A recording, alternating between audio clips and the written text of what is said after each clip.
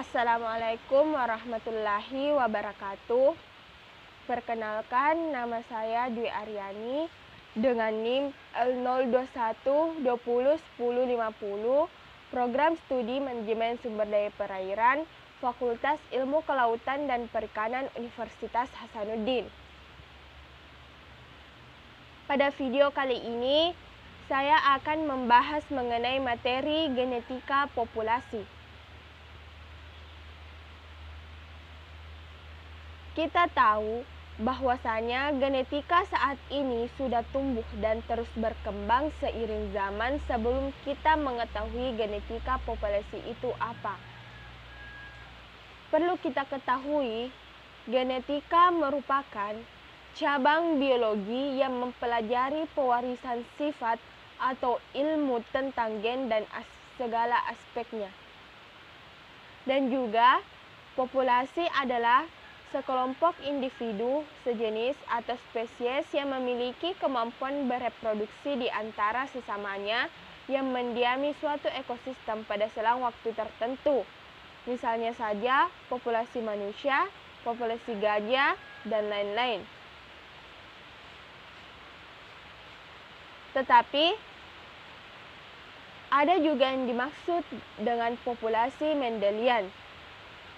Populasi Mendelian ialah sekelompok individu satu spesies yang bereproduksi secara seksual, hidup di tempat tertentu pada saat yang sama dan di antara mereka terjadi perkawinan atau interbreeding, sehingga masing-masing akan memberikan kontribusi genetik ke dalam gen pool.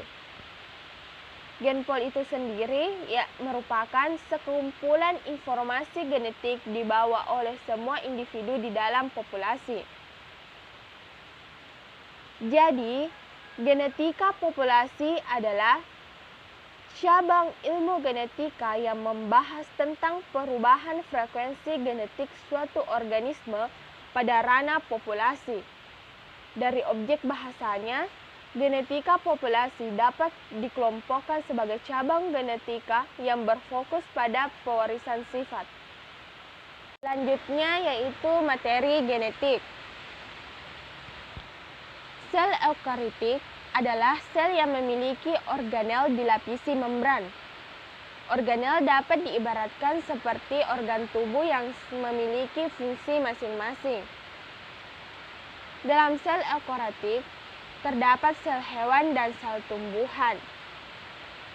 Sel hewan dan sel tumbuhan sama-sama merupakan sel eukariotik, sehingga memiliki beberapa ciri-ciri yang sama, seperti adanya membran sel dan organel sel seperti nukleus, mitokondria, dan retikulum endoplasma.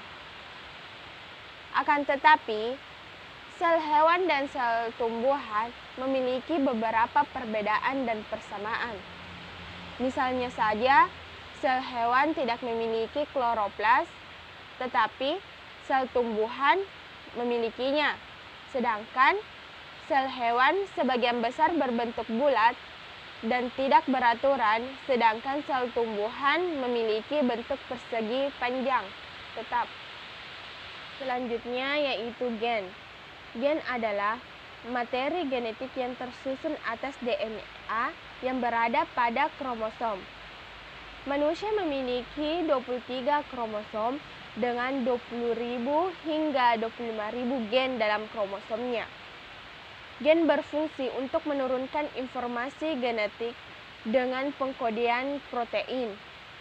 Gen juga berfungsi sebagai template untuk menghasilkan protein. Adapun kromosom merupakan struktur yang tersusun dari DNA dan molekul lainnya menjadi tempat tersimpannya materi genetik.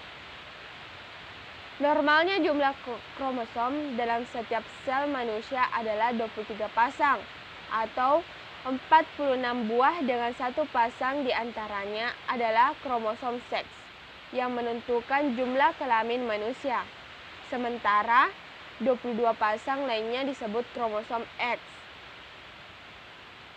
Kromosom manusia berpasang-pasangan, dengan setengah berasal dari ibu dan setengahnya berasal dari ayah. Pria dan wanita memiliki kromosom seks yang berbeda. Kromosom seks pada pria terdiri atas kromosom X dan satu kromosom Y, sedangkan wanita memiliki dua kromosom. Di dalam kromosom, posisi DNA mengelilingi komponen berupa protein yang disebut sebagai hiton. Manusia yang utama adalah untuk memastikan bahwa DNA tetap berada di tempatnya saat terjadi pembelahan sel sehingga bisa terjadi dengan cepat. Yaitu struktur DNA. DNA adalah sekumpulan materi genetik yang satuan molekulnya disebut nukleotida. Setiap nukleotida terdiri atas basa nitrogen, gula deoksiribosa, dan gugus fosfat. Basa nitrogen DNA selalu berpasangan antara kelompok purin dan pirimidin.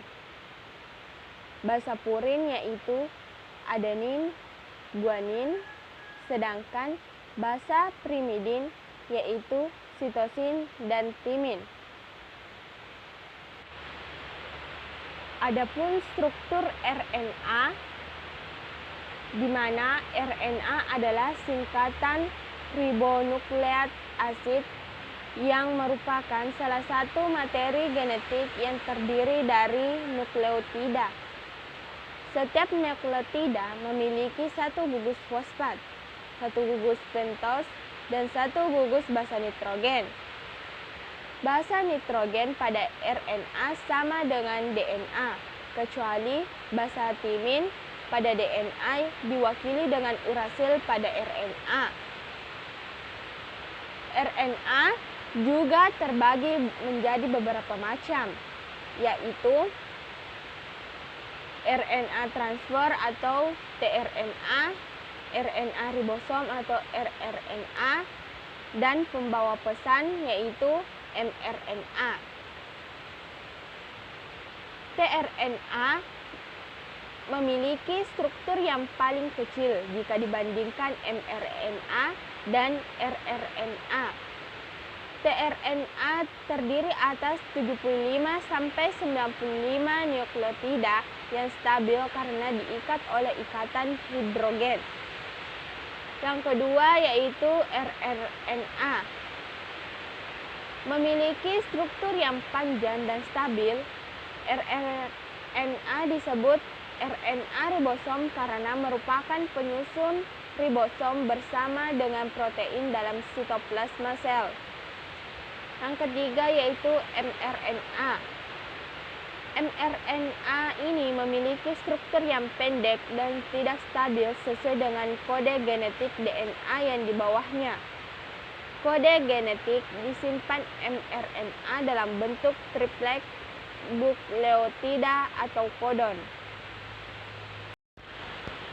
Adapun perbedaan struktur DNA dan RNA, di mana DNA hanya ditemukan di dalam nukleus, sedangkan RNA dapat ditemukan di sitoplasma. Selanjutnya, DNA mempunyai ikatan double helix, sedangkan RNA bentuk rantainya pendek dan tunggal. Komponen gula pada DNA adalah deoksiribosa dan komponen gula pada RNA adalah ribosa atau pentosa. Selanjutnya, basa nitrogen pada DNA adalah adenin, guanin, timin, dan sitosin, sedangkan basa nitrogen pada RNA adalah adenin, guanin, urasil, dan sitosin. Selanjutnya yaitu ekspresi gen. Ekspresi gen adalah rangkaian proses penerjemahan informasi genetik dengan menggunakan gen sebagai cetakan menjadi protein, dan selanjutnya menentukan fenotip.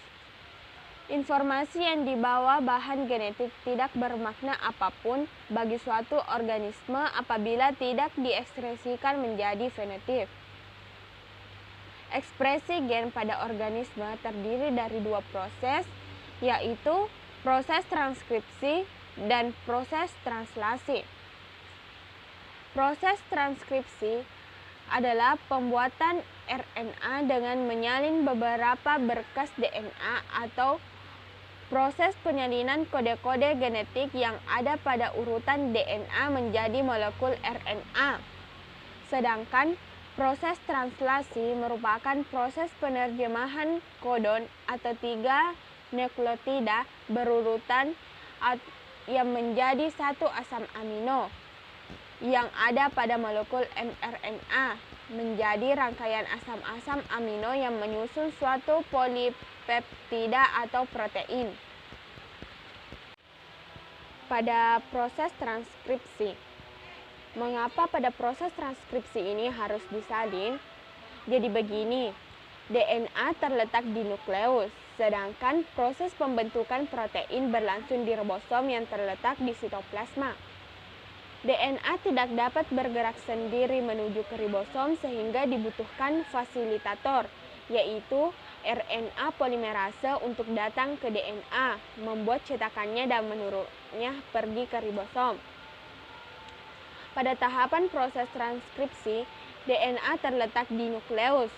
Proses pembentukan protein menjadi ribosom karena letak nukleus dari ribosom berjauhan, maka dibutuhkan RNA polimerase untuk datang ke DNA. Dengan cara yang pertama, di dalam nukleus, RNA polimerase akan memisahkan untaian DNA menjadi 2 dengan cara bergerak dari terminator ke promotor. Ketika RNA polimerase sampai ke promotor, maka proses ini dinamakan inisiasi. Inisiasi terjadi saat RNA polimerase melekat pada promotor DNA, pita ganda terpisah dan sintesis mRNA dimulai. Selanjutnya, RNA polimerase akan kembali berjalan menuju ke terminator dan akan membentuk mRNA. Proses ini dinamakan elongasi. Terjadi saat mRNA memanjang sejalan dengan enzim RNA polimerase yang bergerak sepanjang pita DNA. Selanjutnya, ketika RNA polimerase dan mRNA telah sampai di terminator, maka proses transkripsi selesai. Terminasi adalah proses akhir dari transkripsi. Terjadi saat mRNA dilepaskan dan enzim RNA polimerase lepas dari pita DNA template. Pada proses translasi merupakan proses penerjemahan kodon atau 3 nukleotida berurutan atau yang menyandi satu asam amino yang ada pada molekul mRNA menjadi rangkaian asam-asam amino yang menyusun suatu polipeptida atau protein. Ketika mRNA terbentuk, maka mRNA atau RNA messenger atau RNA pembawa pesan bisa membawa kode hasil salinan DNA ke ribosom. mRNA berisi kumpulan dari kodon-kodon DNA. Setelah tiba di ribosom, maka proses translasi dapat dimulai. Adapun tahap proses translasi yang pertama yaitu tahap inisiasi. Pada tahap ini, kodon pertama mRNA yang bertemu dengan ribosom disebut kodon start. Kodon start ini adalah AUG. Tahap yang kedua yaitu elongasi. Pada tahap ini, kodon yang dibawa mRNA akan diterjemahkan menjadi asam amino. Setelah itu, masing-masing asam amino akan digabungkan menjadi protein. Gabungan dari asam amino tersebut akan membentuk rantai polipeptida.